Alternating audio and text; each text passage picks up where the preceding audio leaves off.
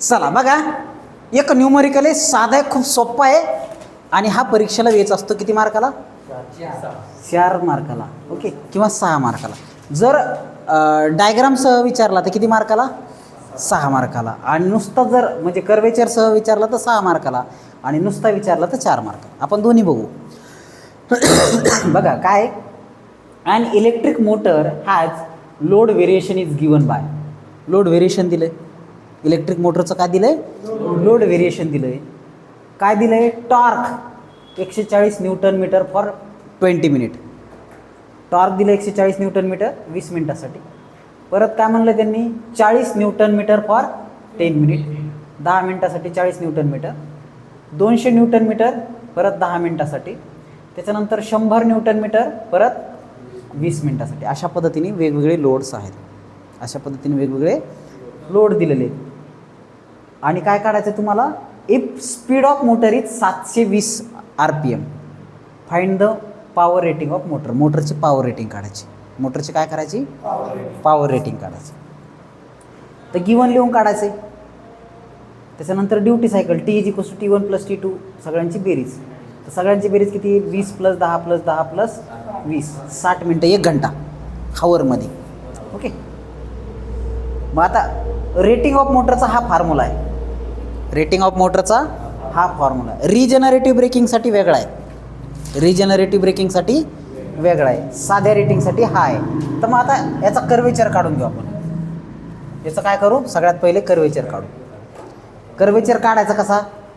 तर इकडं Newton metre घ्यायचं आणि इकडं काय करायचं आहे? टाईम घ्यायचा आहे. तर पहिला किती आहे?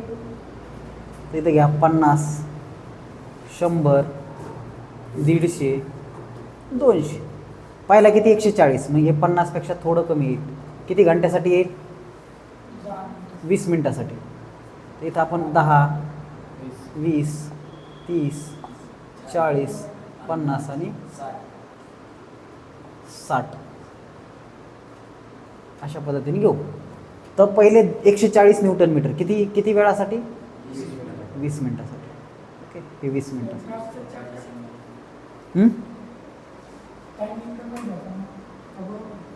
ठीक आहे ना, बरोबर आहे ना. इकडं न्यूटन मीटर घेतलं आपण. न्यूटन मीटर हे काय? इथं लोड इन HP घेतलं. आता इथं आपण काय घेतलं? न्यूटन मीटरमध्ये टॉर्क घेतली. त्याच्यानंतर पहिले 20 मिनिटासाठी घेतलं. त्याच्यानंतर नेक्स्ट 10 मिनिटासाठी, 10 मिनिटासाठी किती आहे? 40 न्यूटन. म्हणजे 40ला या किती मिनिटासाठी? 10 मिनिटासाठी. आलं लक्षात? याला 40 म्हणा. 40 हे किती? 140. त्याच्यानंतर 200 किती मिनिटासाठी? 10 मिनिटासाठी. 200. ओके, त्याच्यानंतर किती? 100 किती मिनिटासाठी? 20 मिनिटासाठी. किती? 100. आणि शेवटी हे जोडून घ्यायचं. कोणाकोणाला कळालं आहे कर्वेचर? 140 किती मिनिटासाठी? 20 मिनिटासाठी. हे 20 मिनटं T1. त्याच्यानंतर हे T2.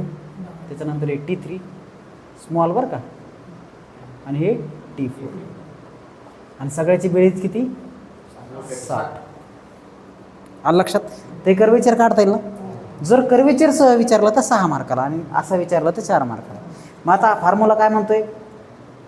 Capital T1 into T1 square into T1 plus T2 square into T2 plus T3 square into T3 plus T4 square into T4 divided by total T. Total T किती आहे? 60. मग इथं काय करायचं? 140चा वर्ग इंटू 20. 140 इंटू 20. त्याच्यानंतर 40 into 40 square into 10. 200 square into हे 200 आणि हे किती रे? 100 खाली येईल समजा अजून इथून. ओके, मग 100 इंटू 100 स्क्वेअर इंटू 20 अशा पद्धतीने. याला जर व्यवस्थित सिम्प्लिफाय केलं तर किती येईल? 129.61 न्यूटन मीटर येईल. किती आलं हे? 129.61 न्यूटन मीटर. बघा बरं येतं का?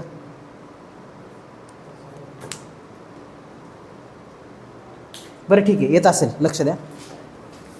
आता बघा रेटिंग ऑफ मोटर काढायची. रेटिंग ऑफ मोटर काय असते? P is equals to 2π/NT divided by 60. आलं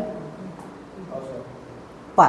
rating of motor is equals to 2π/NT divided by 60. मग आता 2 × π, N किती दिलं रे? 720. N किती आहे? 720. इंटू T किती आलं? 129.61 डिवायडेड बाय 60. याला जर सिम्प्लिफाय केलं तर हे किती येईल? 9773.63 वॅट. ओके. पण मग याला किलोवॅटमध्ये करायचं. किलोवॅटमध्ये करायचं 1000नी डिवाइड करायचे. तर हे वॅटमध्ये आलं, हे किलोवॅटमध्ये. आणि अप्रॉक्सिमेटली याला किती मिळलेलं आपण? 10 किलोवॅट. 9.77 म्हणजे अप्रॉक्सिमेटली 10 किलोवॅट. येतं लक्षात? असा सिम्पल न्यूमरिकल 4 मार्काला विचारला जाऊ शकतो. ओके. तर याच टाईपचा एक न्यूमरिकल तुम्हाला होमवर्कला देतो, तुम्ही करून घ्या. फोटो टाकतो.